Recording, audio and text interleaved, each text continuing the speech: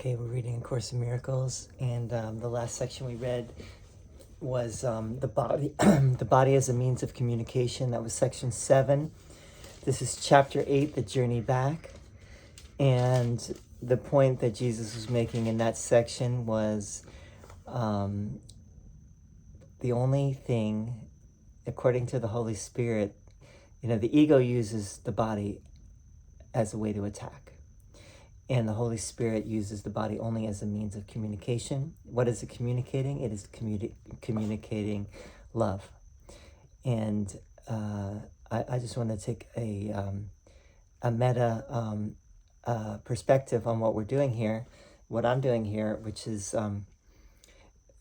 sharing the love through doing these readings and a little talk about the readings. And I really feel 100% that what we're sharing here is love and it is the truth. And my intention is to help put the Course's sometimes rather difficult language into simpler terms so that it can be more easily understood. So here we go. We're going to read the next section, which is section 8 of chapter 8, the body as means or end. Attitudes toward the body are attitudes toward attack. The ego's definitions of anything are childish and are always based on what it believes the thing is for. This is because it is incapable of true generalizations and equates what it sees with the function it ascribes to it. It does not equate it with what it is. To the ego, the body is to attack with. Equating you with the body, it teaches that you are to attack with. The body, then, is not the source of its own health. The body's function lies solely in your interpretation of its function. Functions are part of being since they arise from it, but the relationship is not reciprocal. The whole does define the part, but the part does not define the whole. Yet to know in part is to know entirely because of the fundamental difference between knowledge and perception. In perception, the whole is built up of parts that can separate and reassemble in different constellations. But knowledge never changes, so its constellation is permanent. The idea of part-whole relationships has meaning only at the level of perception, where change is possible. Otherwise, there is no difference between the part and whole. The body exists in a world that seems to contain two voices fighting for its possession. In this perceived constellation, the body is seen as capable of shifting its allegiance from one to the other, making the concepts of both health and sickness meaningful. The ego makes a fundamental confusion between means and end, as it always does. Regarding the body as an end, the ego has no real use for it because it is not an end. You must have noticed an outstanding characteristic of every end that the ego has accepted as its own. When you have achieved it, it has not satisfied you. This is why the ego is forced to shift ceaselessly from one goal to another so that you will continue to hope it can yet offer you something. It has been particularly difficult to overcome the ego's belief in the body as an end because it is synonymous with the belief in attack as an end. The ego has a profound investment in sickness. If you are sick, how can you object to the ego's firm belief that you are not invulnerable? This is an appealing argument from the ego's point of view because it obscures the obvious attack that underlies the sickness. If you recognize this and also decided against attack, you could not give this false witness to the ego's stand. It is hard to perceive sickness as a false witness because you do not realize that it is entirely out of keeping with what you want. This witness then appears to be innocent and trustworthy because you have not seriously cross-examined him. If you had, you would not consider sickness such a strong witness on behalf of the ego's views. A more honest statement would be that those who want the ego are predisposed to defend it. Therefore, their choice of witnesses should be suspect from the beginning. The ego does not call upon witnesses who would disagree with its case, nor does the Holy Spirit. I have said that judgment is the function of the Holy Spirit, and one he is perfectly equipped to fulfill. The ego as a judge gives anything but an impartial judgment. When the ego calls on a witness, it has already made the witness an ally. It is still true that the body has no function of itself because it is not an end. The ego, however, establishes it as an end because, as such, its true function is obscured. This is the purpose of everything the ego does. Its sole aim is to lose sight of the function of everything. A sick body does not make any sense. It could not make sense because sickness is not what the body is for. Sickness is meaningful only if the two basic premises on which the ego's interpretation of the body rests are true, that the body is for attack and that you are a body. Without these premises, sickness is inconceivable. Sickness is a way of demonstrating that you can be hurt. It is a witness to your frailty, your vulnerability, and your extreme need to depend on external guidance. The ego uses this as its best argument for your need for its guidance. It dictates endless prescriptions for avoiding catastrophic outcomes. The Holy Spirit, perfectly aware of the same situation, does not bother to analyze it at all. If data are meaningless, there is no point in analyzing them. The function of truth is to collect information that is true. Any way you handle error results in nothing. The more complicated the results become, the harder it may be to recognize their nothingness, but it is not necessary to examine all possible outcomes to which premises give rise in order to judge them truly. A learning device is not a teacher. It cannot tell you how you feel. You do not know how you feel because you have accepted the ego's confusion, and you therefore believe that a learning device can tell you how you feel. Sickness is merely another example of your insistence on asking guidance of a teacher who does not know the answer. The ego is incapable of knowing how you feel. When I said that the ego does not know anything, I said the one thing about the ego that is wholly true. But there is a corollary. If only knowledge has being and the ego has no knowledge, then the ego has no being.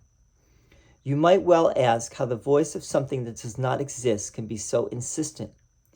Have you thought about the distorting power of something you want, even if it is not real? There are many instances of how what you want distorts perception. No one can doubt the ego's skill in building up false cases. Nor can anyone doubt your willingness to listen until you choose not to accept anything except truth. When you lay the ego aside, it will be gone. The Holy Spirit's voice is as loud as your willingness to listen.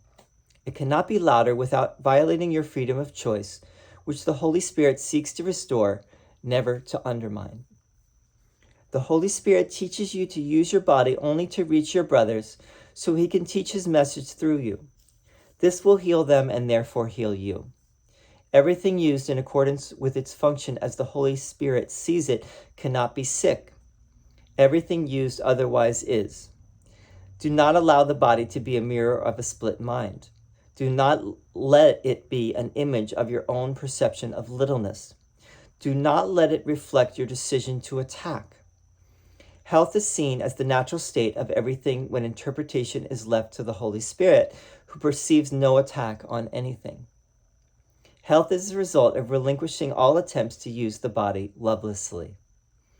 Health is the beginning of the proper perspective on life under the guidance of the one teacher who knows what life is, being the voice for life itself. And that one teacher, again, is the Holy Spirit. Okay. So much being said, so little time. I love this line. It gets repeated a lot. Health is seen as the natural state of everything when health is the result of relinquishing all attempts to use the body lovelessly. Let's repeat that. Health is the result of relinquishing all attempts to use the body lovelessly. Okay, so let's talk about the body. what Jesus is saying. Let's just lay out different things. First of all, according to the ego tries to make the body an end, and Jesus is saying it's only a means. It's neutral. It's a learning device. In the hands of the Holy Spirit, it is a learning device, meaning, and it is a communication device, meaning when you communicate love to others through your body, obviously, because we all have, everyone here who thinks that we're here, we have a body, right? So when we share love, we could say the love of God with others through our body, we actually, they learn that from us, and we learn it by teaching it. And that is the proper use of the body. Whenever we use it, the body lovelessly, meaning according to the ego's dictates, we will feel some dis-ease in some way or another. It may be that the body is harmed or becomes sick. It could be anything. It could be an accident. It could be just that we don't feel good, that we feel stressed, that we feel worry, that we feel tension, that we start to, whatever it may be, when we act in a way that is not loving, not only when we act, but when we think in a way, when we perceive in a way that is not, and then that's first and foremost is the mind. It's not what we do necessarily. It's all in how we are perceiving. Then we will undergo some form of sickness. Now, if we do undergo some form of sickness, let me just say this: we can make it worse by getting stressed out about that.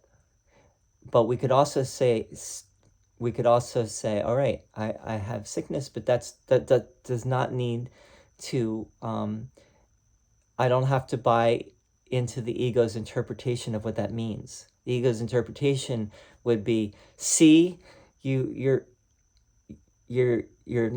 vulnerable, you're limited, you should feel guilty, you did some things bad, and now your karma's catching up with you, and you should really feel horrible.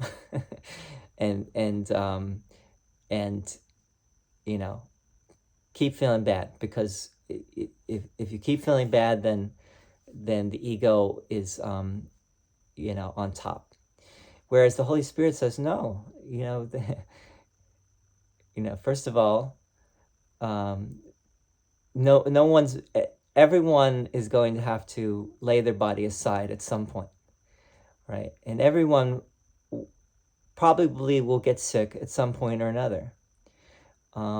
That's just what happens to bodies in this world,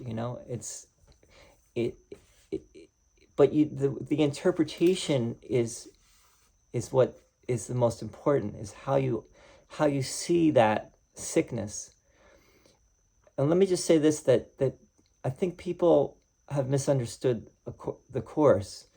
They think that what Jesus is saying is that you should never be sick, and if you are sick, you're a bad student of the Course, and you shouldn't even die. You should live forever, because that's what Jesus is saying, is that you're going to be immortal in your body.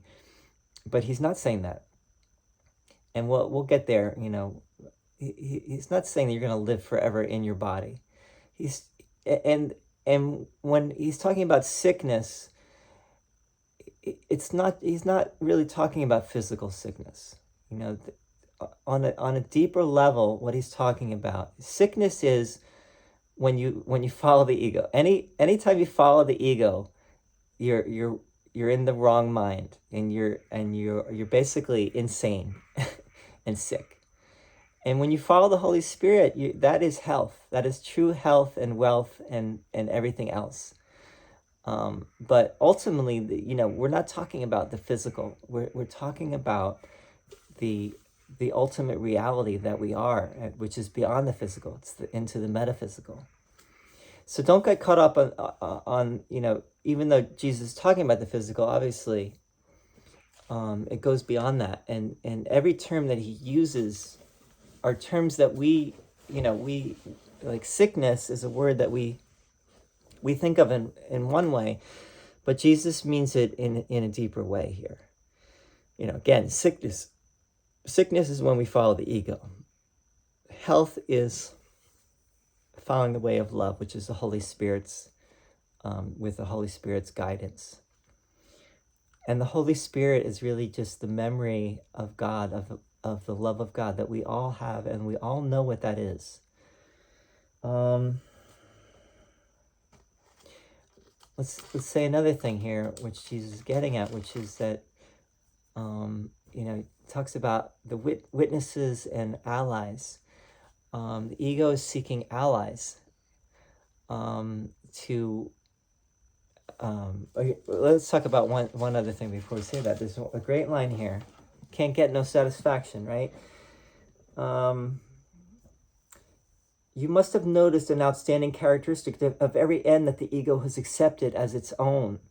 When you have achieved it, it has not satisfied you. So the ego is constantly looking for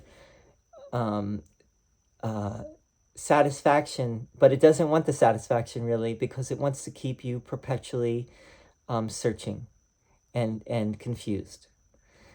But it's gonna direct you to, if you follow the ego, to keep going after the carrot on the stick and think that it's going to bring you happiness, but it really won't.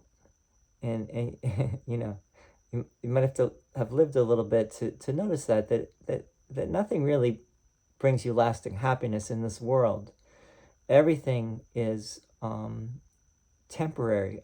All happiness in this world is really temporary, and we may feel that for a little bit, but then it goes away, and we seek something else. We're lost. We're kept seeking something else. The only thing that's really stable is what Jesus is saying here is the Holy Spirit.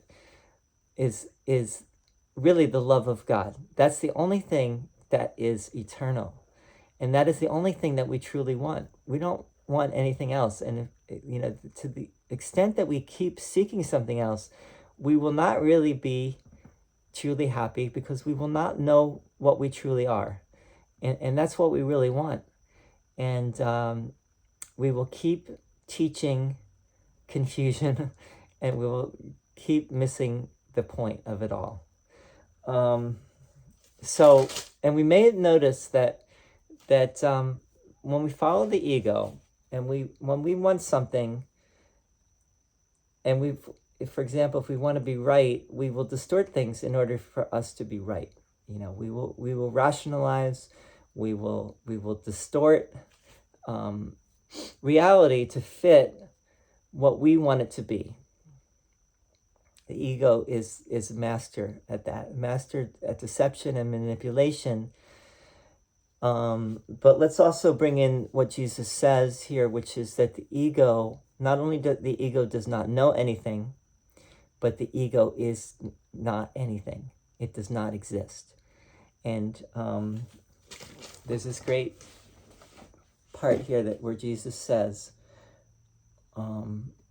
when you lay the ego aside, it will be gone. The Holy Spirit's voice is as loud as your willingness to listen. And I mean, other places Jesus says, the ego always speaks first and is the loudest because we listen to it, right? But the Holy Spirit is always there. It's the still small voice of God that is always there. And it's as loud as our willingness to listen to it. Like it can easily drown out the ego if we let it, but we don't usually allow it to. It cannot be louder without violating your freedom of choice, which the Holy Spirit seeks to restore, never to undermine. So the Holy Spirit cannot coerce you or pressure you or do anything. I mean, it can't anyway, but it's not. Love does not command or demand, force or cajole or pressure or anything else. Love only can wait patiently for you to choose it. And if you don't choose it willingly, you know, that's not, you know, that's not, we have to choose it willingly to, and that goes for everything too. We have to choose things ourselves. We have to make up our own minds and choose things rather than having them forced upon us. And so the Holy Spirit cannot do that and will not do that, because we have to recognize the power of our own mind. And when we recognize the power of our own mind, we will see that the choice is always ours to make, and we always have the choice. Thank you for listening. Hope this was helpful. Would always love to hear your comments, and we're gonna finish this chapter next time. See you soon.